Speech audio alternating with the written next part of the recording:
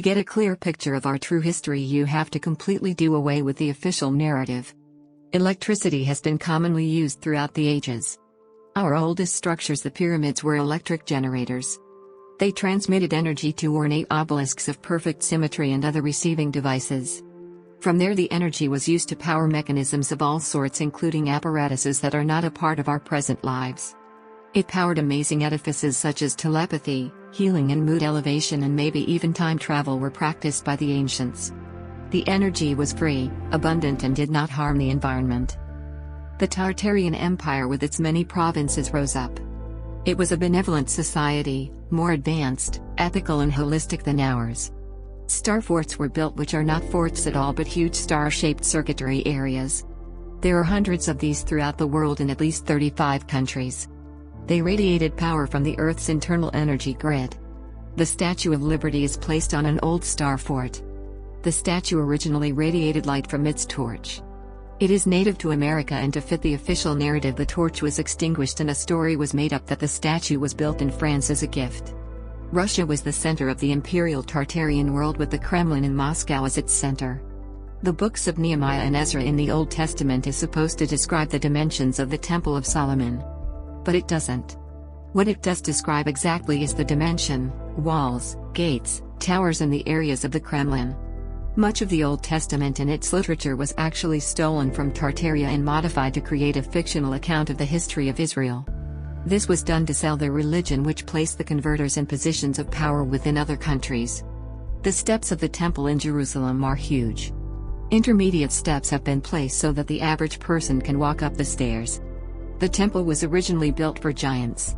Along with the huge steps, the doorway is enormous. Electrical energy was common throughout the Tartarian Empire. Obelisks not as elaborate as the former ones were erected.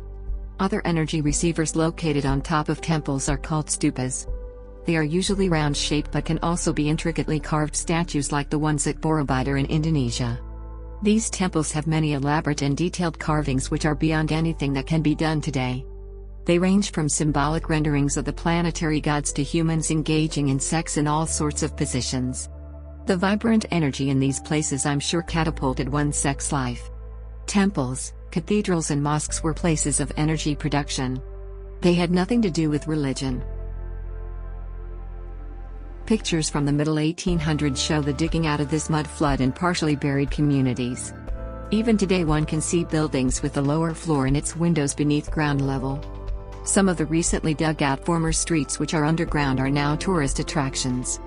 The Paris catacombs are the remains of people killed in the early 1800s by energy weapons. Cities across America have a date of conflagration and destruction where most of the old buildings were destroyed. The new controllers want the memory of the old culture removed. Look more closely at the old buildings in your town. Evidence of Tartarian work abounds. Are there old stone buildings with perfect symmetry and remarkable detail? That may have been converted to a city hall? Engineering marvels with marble pillars that are now federal buildings. Elaborate and lavishly ornamented buildings in big cities that now have the name of some corporation. What happened was the Freemasons came and took control of the Freemasonry. Are there statues or towers that seem out of place and are too skilled in craftsmanship for the early pioneers? Old mansions with elegant, efficient and highly elaborate energy radiators that are mistaken for fireplaces? Are the support pillars of old bridges arc-shaped consisting of big stone blocks? You can also see remnants of the old culture from large carved stones that are just lying around.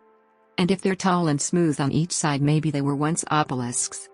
Do you ever wonder how towns and cities could spring up so fast in the late 1800s when America was supposed to be still in Wild West mode?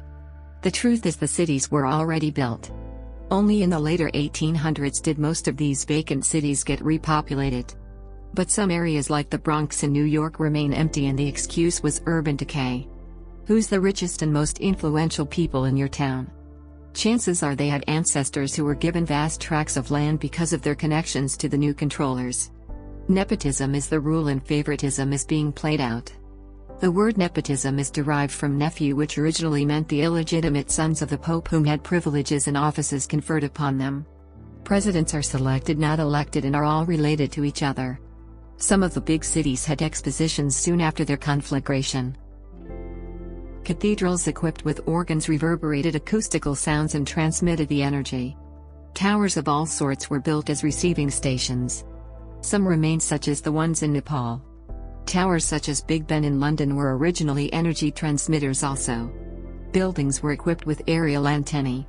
Globes were placed under the antennae to amplify the energy. Magic wands were a common thing. These scepters were energy conductors and so in a sense could cast spells.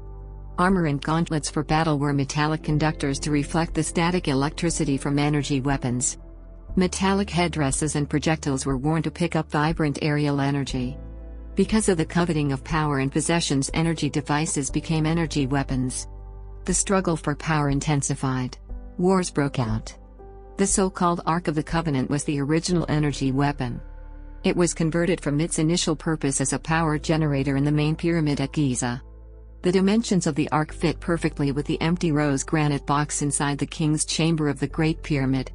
During the medieval ages there was extensive carnage. The Inquisition was just a part of the new controllers exerting their power. The Mayflower was a warship. The pictures of old ships show that their masts were energy-gathering rods, so they were electrically powered. The Titanic was one of these, and it was built much earlier than the official date. It was refitted with smokestacks to look like a steamship. It never sank but emerged soon after as its sister ship, the Olympic. The Nazca lines in Peru are huge drawings that were meant to be seen from the air. There are sketches and pictographs of many cities with an aerial perspective. Flying vessels were a reality centuries before the Wright brothers. The Hindenburg was one in a long line of airships. It was intentionally destroyed by filling it with flammable gas to promote the idea that they are unsafe. There are two famous pictures from the 1800s of airships. One over Paris and one over San Francisco. These Zeppelin-like aircraft were also used for destruction. From above, energy weapons were unleashed to incinerate cities and eradicate the citizens. During the time period between 1811 and 1819, great disasters such as the New Madrid earthquake and the Tambora volcano fell upon the world. Temperatures plummeted. People had to flee the north because of the extreme cold. Energy weapons took out whole cities. They also destroyed pyramids.